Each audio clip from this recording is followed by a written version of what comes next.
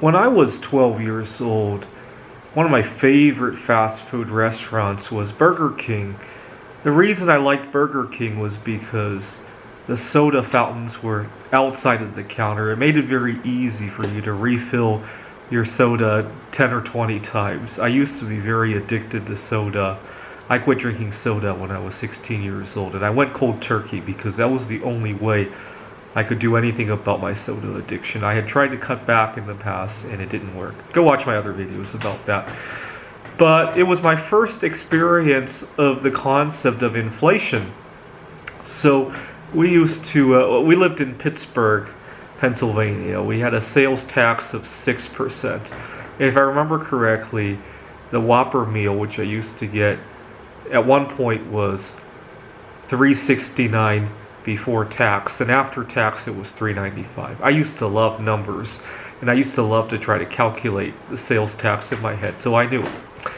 And one time we pulled up to the counter, and I distinctly remember this cashier saying it was $4.06. And I looked at the menu, and to my disbelief, the price had gone up to $3.79 before tax.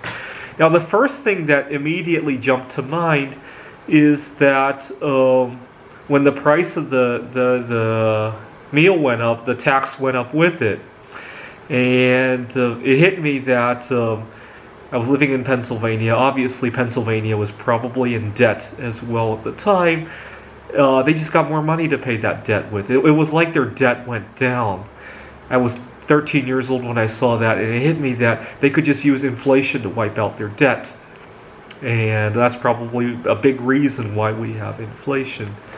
Anyways, I was looking at the price today, and the Whopper meal is now $6.49 here in 2021.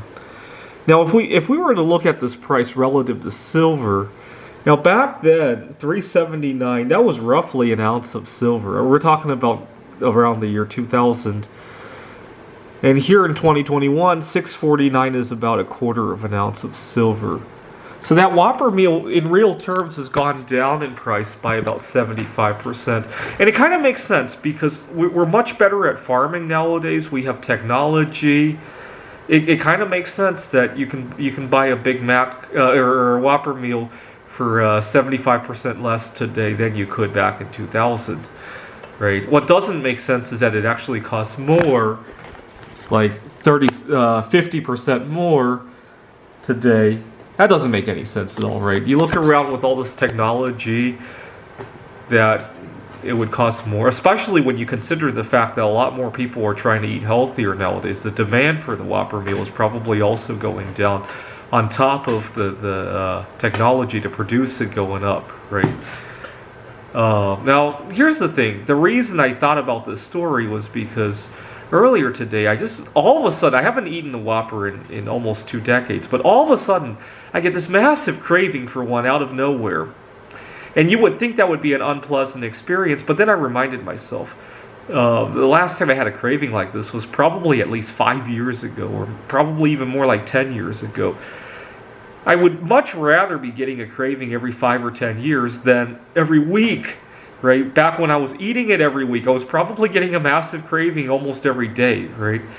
I would much rather be getting a craving every 5 or 10 years. And that's what I want you to see your cravings for, right? The fact that you're only getting one every month or every year, or in my case, every few decades, is a lot more pleasant, right?